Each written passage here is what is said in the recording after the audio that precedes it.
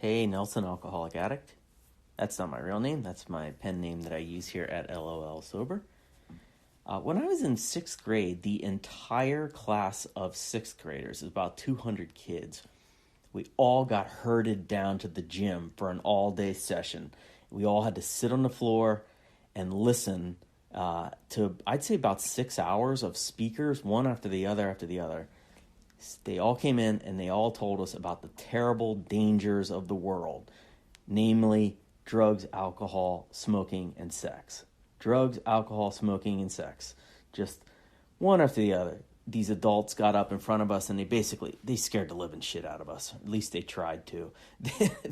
They put up these horrible pictures of cancerous lungs and the livers of alcoholics and all these statistics about premarital sex and teenage pregnancy. And I remember they even had some cops show up and they chimed in on the dangers of drinking and driving and using drugs. And, if the goal was to put the fear of God into us about all of those things, mission accomplished, at least temporarily. I remember grabbing two good friends afterwards and making a pact with them that we would never, ever drink and do drugs.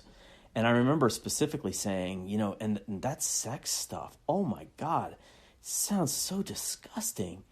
And so I left that day thinking that I would steer clear of drugs and alcohol forever, and that so would my two good friends. We'd be best friends forever, and none of us would smoke or drink or anything.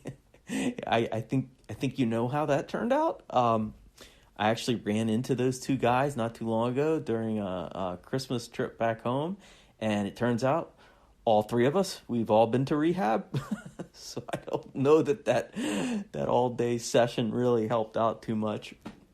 I'm telling you this anecdote because I got an email from my kid's principal from school the other day, and it was about how they're seeing an uptick of drug use among kids. And this email was specifically about opioids, but it was about all drugs and alcohol. And the email had a list of tips about drug education, and it mentioned two things. One was talking to your kids about it and not relying on someone else to do that. Don't hope that the school does it or a guidance counselor or whatever, that you should be doing it. And the second part was that whenever you are talking about this stuff with your kids, make sure you do it in small doses over an extended period of time. I hadn't really thought about that or heard that before. So it recommended short conversations rather than infrequent, lengthy sit-down meetings to discuss. I had to laugh, when I thought about that compared with my own marathon session from sixth grade. Like, did it actually matter in the grand scheme of things? No. I mean, I think the length of the conversations about the dangers of drugs and alcohol wasn't really the problem. I think the problem might have been me. I think I was born an addict, and even if I wasn't, I'm not sure launching a full investigation and figuring out the perfect duration of drug and alcohol conversations with a younger version of me. If I got that answer, I don't know that would really help me stay sober going forward. So I think it's kind of a useless endeavor there. I'll say this about recovery from drugs and alcohol too, not drug and alcohol use, but recovery. As I tried to get sober and stay sober, I've definitely had both versions, lengthy education sessions with people who are sober, and then I've had a lot of short, sustained conversations. And in my recovery, I think it has been more beneficial when I'm working steadily in short doses on sobriety rather than like getting together for 2 days and plowing through the steps or a book or anything. Those have been good for me. I've done those. But I tend to gravitate more toward sustained bite-sized sobriety, rather than do 6 meetings in one day. I'll do 1 meeting a day for 6 days. I think I get more out of that way.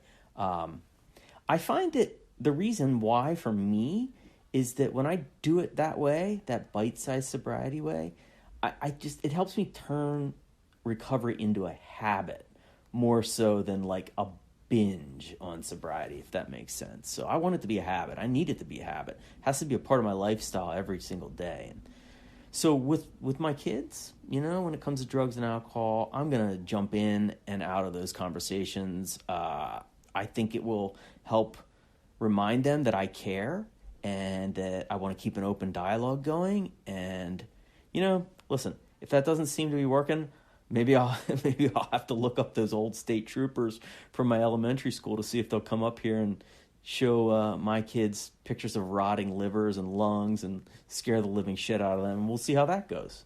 I'm kidding. I'm absolutely kidding. I think. Pretty sure I'm kidding. Thank you so much for letting me share.